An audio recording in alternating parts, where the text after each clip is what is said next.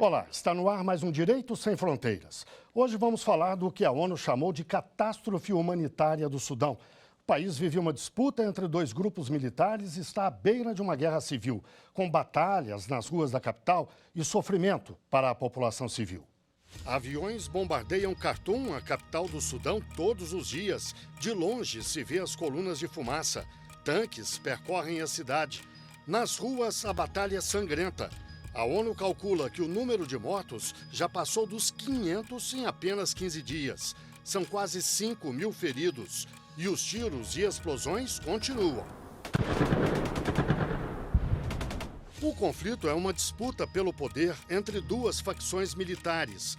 De um lado, as Forças Armadas Oficiais do Sudão, comandadas pelo general Fatah al-Burhan.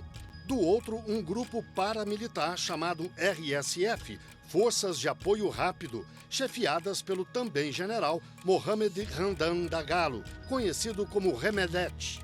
Há apenas 4 anos, os dois lados lutaram juntos para derrubar o ditador Omar al-Bashir. Depois de uma transição democrática fracassada, os generais voltaram às armas. Nos últimos dias, centenas de estrangeiros fugiram do país com medo da escalada de violência, uma característica da região. O Sudão fica no nordeste da África, tem saída para o Mar Vermelho e faz fronteira com 7 países. Todos temem que o conflito espalhe violência e refugiados. Grupos humanitários cobram uma ação diplomática efetiva de países com interesses no Sudão e que têm status de potência, como a China, a Rússia, os Estados Unidos e também a União Europeia. Nos últimos dias, o exército do Sudão anunciou cessar fogo por 3 vezes. Nenhuma foi respeitada. Para falar deste assunto, vamos conversar online com Luiz Felipe de Oliveira, professor, mestre e doutor em Direito Internacional, e também com Roberto Cidade, advogado e professor de Direito Internacional. Muito obrigado a vocês dois pela participação aqui no Direito Sem Fronteiras. Eu começo com uma pergunta para o professor Luiz Felipe. Professor, à luz do direito internacional, como analisar este conflito no Sudão? É bom lembrar que é uma disputa entre o exército regular e uma força paramilitar que tem também uma certa característica estatal, digamos assim. O senhor pode nos ajudar a entender melhor esse assunto? Olá, Guilherme. Olá, doutor Roberto.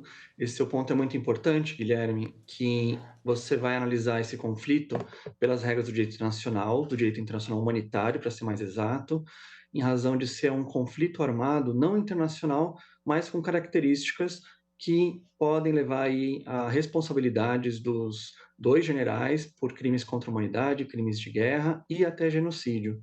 A grande briga que está tendo aí é justamente entre as forças paramilitares e a transição para um governo civil.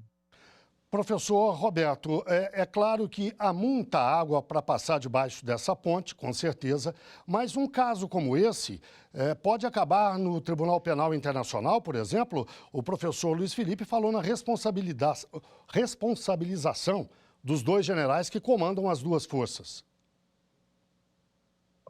Muito obrigado pelo convite, primeiramente, professor Luiz. Bom, sim, essas atitudes que estão sendo tomadas dentro do Sudão, eles podem acabar no Tribunal Internacional, porque, apesar de ser um conflito interno, eles têm uma relevância internacional gigantesca.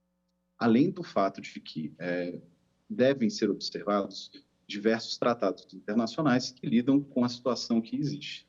Não só para a proteção da população civil, mas inclusive sobre as regras de engajamento, né, determinadas pelo direito internacional que devem ser observadas.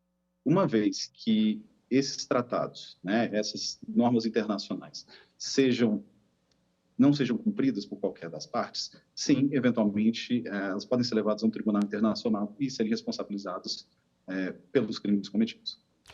Mas muito antes de chegar ao Tribunal Penal Internacional, o assunto pode, claro, ser resolvido, mediado, como dissemos na reportagem, por grandes potências e até eventualmente pela ONU.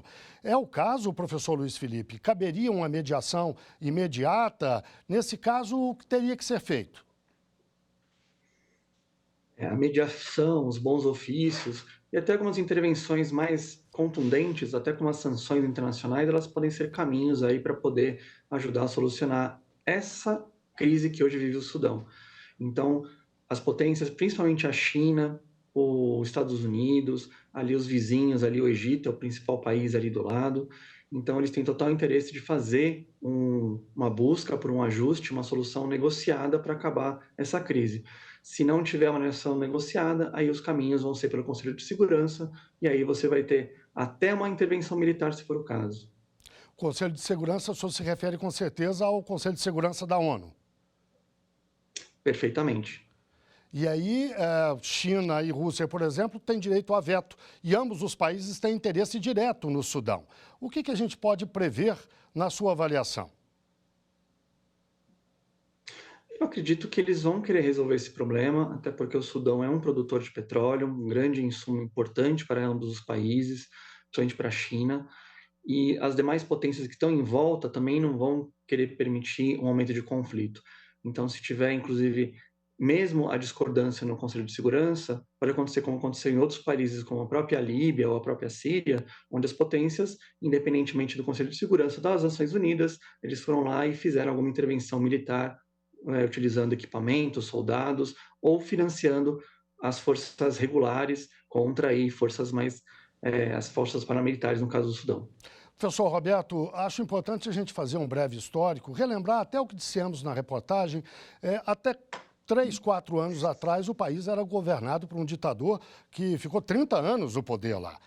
Os dois generais que hoje combatem entre si se ajudaram para derrubar o ditador e agora promovem essa carnificina, mais de 500 mortos. É uma situação complicada do ponto de vista interno do país, né? Como é que se resolve um imbróglio desse sem ajuda internacional? Bom, né, primeiro, muito complicado, mas vamos lá, né? Ambos os generais, eles faziam parte, né, da alta hierarquia do militar do ditador, né? Eles mesmos foram que contribuíram para a queda dele, né? E, eventualmente, levaram ele ao julgamento. Diante da situação que se vê do conflito dessas grandes forças internas, via de regra, é muito complicado que ele simplesmente se resolva. Já foram tentados alguns cessar-fogo, se não me engano, 3 ou 4, né? E o último deles estava datado para ontem, dia 27/4, né? E que não foi cumprido.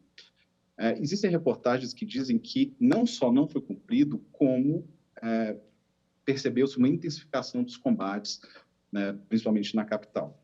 Então, assim, de fato, eles necessitam de uma ajuda externa, via de regra necessita-se de uma ajuda externa, que é complicado determinar nesse momento qual seria, de quem seria, né? Mas sim, é uma situação complicada e acho que toda ajuda é muito mais do que bem-vinda. Por falar em ajuda externa, professor Luiz Felipe, a evacuação de civis ou até de estrangeiros, ela pode ter ajuda internacional, pode e deveria ter até. Como é que se faz para promover a saída dessas pessoas sem se ferir digamos, a autoridade do governo atual sobre o território do Sudão? Como é que se faz? Já estão atuando agências internacionais na região, ali, principalmente no Chad. A gente tem a Organização Internacional de Migrações, que é um órgão vinculado às Nações Unidas, a própria Acnur, que é o órgão das Nações Unidas para refugiados. Estão estimando que esse conflito ele vai atingir uma média de 15 milhões de pessoas que estão sofrendo nessa situação agora. Então, a gente vai ter um grande fluxo aí de pessoas migrando para tentar salvar suas vidas. E a estimativa de gasto financeiro para poder ajudar nas soluções desse conflito agora está estimado em 1,7 bilhões de dólares. Professor Roberto, a gente falou agora sobre a saída de estrangeiros. Na reportagem mostramos algumas imagens. Jogadores brasileiros que estavam no Sudão tiveram certa dificuldade para sair, não é? Qual é a situação exatamente? Esses jogadores brasileiros chegaram hoje, né? A situação dos estrangeiros, no caso específico do Sudão, ela vai variar muito de acordo com a nacionalidade. Exemplo, os Estados Unidos, além de enviar aviões para poder retirar o seu pessoal da embaixada, eles enviaram tropas especiais que muitas não vi se eles chegaram a tomar controle do aeroporto propriamente dito, mas os Estados Unidos enviou um certo número de militares de forças especiais para garantir a saída dos nacionais dos Estados Unidos. Então isso acaba que depende muito de cada estado, né, ou do poder que cada estado tem de eventualmente fazer essa repatriação dos seus nacionais, e também confia-se às agências internacionais ligadas à ONU ou não, né, para que ajude essa saída dessas pessoas, né?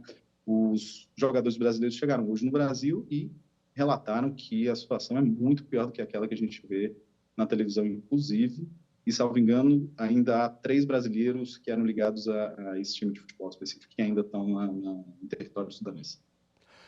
Agora, há um complicador nessa história, nós falamos rapidamente disso há alguns minutos, que é a questão do petróleo, não é?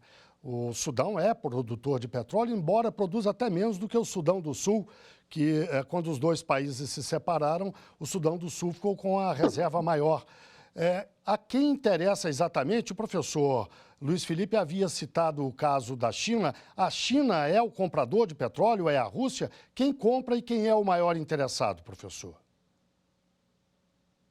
A China é o maior interessado, porque, na verdade, ela depende muito dos recursos naturais não renováveis, como o petróleo, para poder manter a sua força estrutural, administrativa, enfim, a sua força econômica. Então, ela tem total interesse, e ela tendo esse acesso maior no Sudão e tem em outros países da África, mostra essa busca dessa hegemonia chinesa ali no continente africano, e, logicamente, o Sudão, por ter o petróleo, se torna aí de grande interesse. Bem, professor Roberto, eu vou deixar uma pergunta agora no ar para o senhor responder logo depois do intervalo. A África, não raramente, promove cenas como essa. Culpar os africanos é fácil. Eles têm um histórico terrível de colonialismo, uma história complicada, povos tirados de um território e passado para outros, fronteiras traçadas em escritórios que ficam em Londres ou em Paris. Há uma situação de difícil solução. Como é que se resolve isso a longo prazo? É claro que ninguém quer que da noite para o dia, ou pode até querer, mas ninguém pode prever que isso se resolva em curto prazo. Mas como é que se resolve? Qual é a estratégia para que essa coisa seja vencida? Mas eu vou pedir para o senhor responder logo depois do intervalo. O Direito Sem Fronteiras, portanto, faz uma breve pausa e volta já já.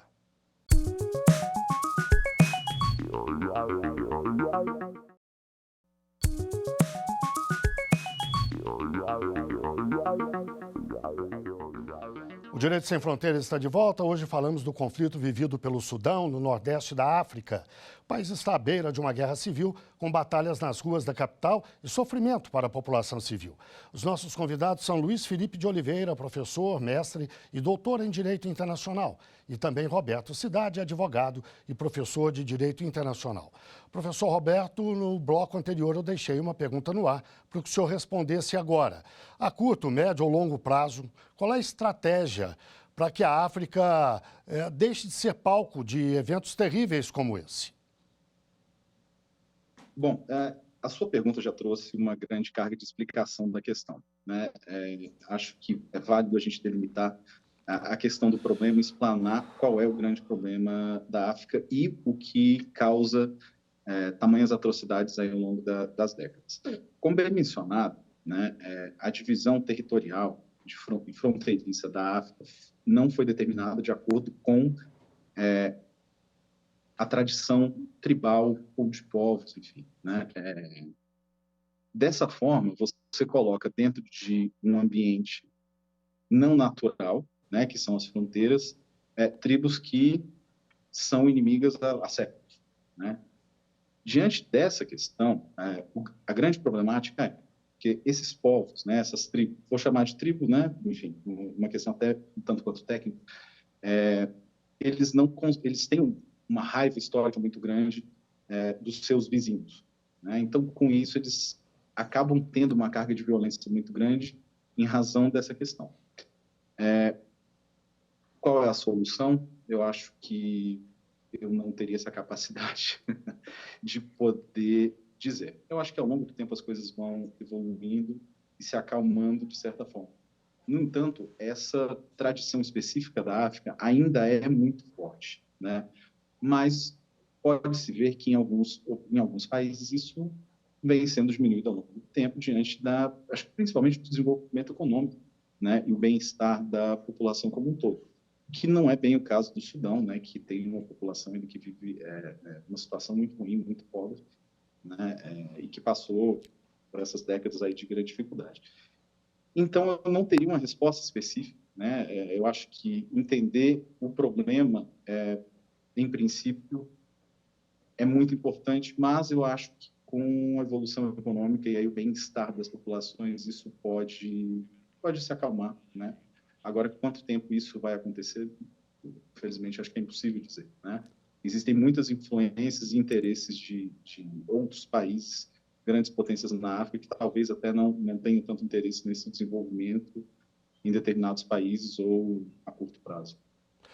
Professor Luiz Felipe, no bloco anterior a gente citou os jogadores brasileiros que já voltaram ao Brasil, que estavam lá, foram pegos no meio do conflito, acabaram voltando para o Brasil, mas fizeram relatos importantes, dizendo que a situação ainda é difícil e que alguns brasileiros ainda ficaram lá. Mais do que isso, eles vieram para o Brasil reclamando da atuação do Itamaraty, que não teria sido correta ou não teria sido suficiente para resgatar os brasileiros que estavam lá. Reclamam disso. Que avaliação o senhor faz?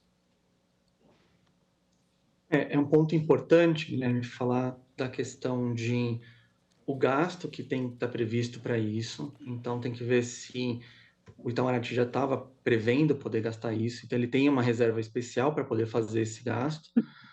A questão do contato, da verificação se a situação realmente vai se tornar mais gravosa ou não, mas, na medida do possível, o Itamaraty auxiliou eles, inclusive, acho que o caminho para tirar os brasileiros foi via Egito, então ele deu essa assessoria, e o próprio corpo de brasileiros lá no próprio Sudão também teve que ser devidamente removido. A gente, logicamente, numa situação de estresse, de ansiedade, a gente não vai nunca ser atendido da maneira mais rápida que a gente deseja, até porque a gente não tem os recursos tão disponíveis quanto um país como os Estados Unidos, que em horas manda aí uma equipe gigante, com militares, com tudo.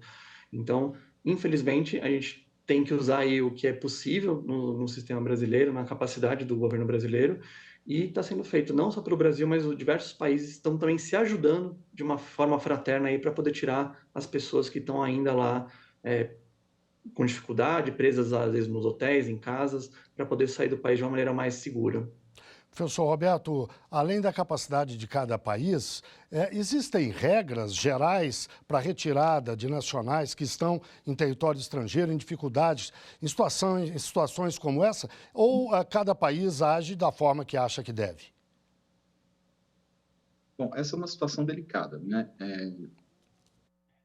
O país ele detém a soberania. Em tese, vou botar como exemplo, o Estado brasileiro, se quisesse fazer um resgate em território sudanês, muito provavelmente mandaria uma aeronave pública que tem, né, militar, enfim, tem esse status que necessitaria de uma autorização específica do governo local, né, em razão da soberania.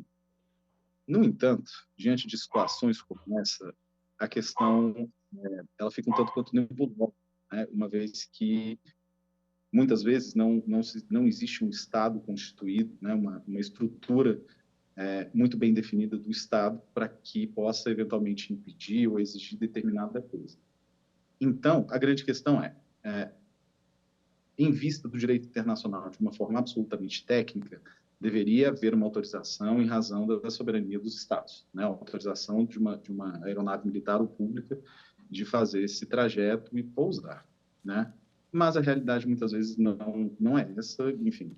E aí as coisas começam a ir para um lado não tão especificamente delimitado pelo direito internacional. Professor Luiz Felipe, num caso como esse, é sempre difícil tirar alguém que está lá. Há violência, há o perigo todo do resgate, mas digamos que o Brasil tivesse a capacidade de ir lá e buscar os brasileiros que ainda estão lá, sem esperar que eles sejam liberados. O Sudão poderia se negar a atender um pedido brasileiro para uma aeronave ir até lá e fazer esse trabalho? Numa situação de conflito, como está acontecendo, dificilmente teria essa recusa. A gente pode dar o exemplo que teve na questão da Ucrânia, em que a Rússia ela fez os caminhos, os corredores humanitários. Então, você tenta evitar essa restrição das pessoas tentarem resgatar os seus nacionais. Logicamente, se tivesse uma situação de amplo conflito, os dois lados se degladiando, tornando até inseguro para entrar outras forças militares no local, poderia ter algum tipo de resistência, algum tipo de negativa do governo sudanês. Mas é algo assim para especular somente. Graças a Deus ainda não aconteceu essa situação nesse instante. A reportagem que abriu o programa fala no conflito e diz que o país está à beira de uma guerra civil. A guerra civil, de fato, ainda não pode ser caracterizada, embora haja duas forças internas disputando o poder entre si, haja conflito armado, ainda não pode realmente ser caracterizado como guerra civil, professor Roberto? Bom, vamos lá, né? Apesar da violência do conflito, das proporções que elas tomaram, ainda não é uma proporção tão grande o suficiente para que seja caracterizada como tal, né? Os conflitos ainda estão restritos ainda existe uma restrição muito grande desses conflitos dentro do território. Então, eu visualizo como ainda não sendo o caso de se estabelecer isso como uma guerra civil, né? Como havia mencionado. Mas isso não quer dizer que atrocidades estejam sendo cometidas e que deve ser tratado com o maior cuidado, independente do nome ou status que é determinado para essa situação. Professor Luiz Felipe, a gente já conhece razoavelmente os dois generais que comandam os dois lados desse conflito. O histórico deles nos induz a acreditar que ainda há possibilidade de uma solução pacífica ou tudo indica que eles iriam escalar o conflito? Qual é a avaliação que pode ser feita? Eu acredito que, na verdade, o grande problema não são os generais, mas sim as forças que estão com esses generais. Então, a gente pode citar, por exemplo, o general Hemedti, né, o apelido dele, que ele controla uma força paramilitar que não aceita a transferência do governo para os civis.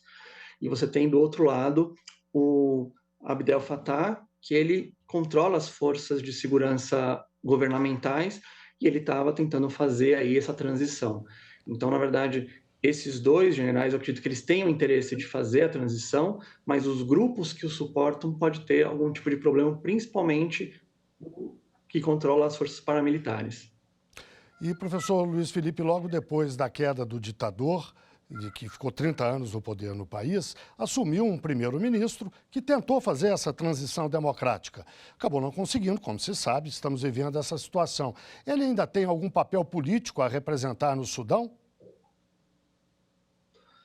Olha, por enquanto ele tem ainda um pouco de influência, mas, na verdade, nesse tipo de situação, quem tem as forças militares é quem vai ter aí as últimas palavras, infelizmente.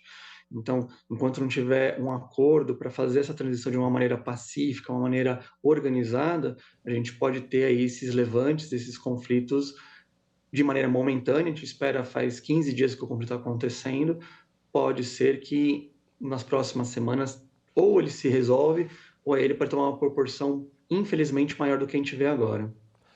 Professor Roberto, mais complicadores para esse conflito no Sudão. Um é Darfur, a região a oeste do país, que faz fronteira com o Chad, se não me engano, e que vive uma violência já há anos fortíssima, com centenas ou milhares de mortos, disputas étnicas. Nós temos ao sul do Sudão, o próprio Sudão do Sul, que foi uma parte do país que se separou do Sudão, lá em, se não me engano, 2011. Quer dizer, nós temos ali uma situação que é um caldeirão fervente, né, de certa forma. Disputas étnicas, disputas do Sudão com o próprio Sudão do Sul, a questão do petróleo.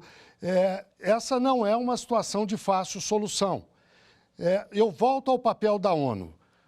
O que a ONU pode fazer nesse caso para evitar que a violência aumente, se instale definitivamente e que o que era um conflito acabe numa guerra civil de fato e até com possível contágio de vizinhos?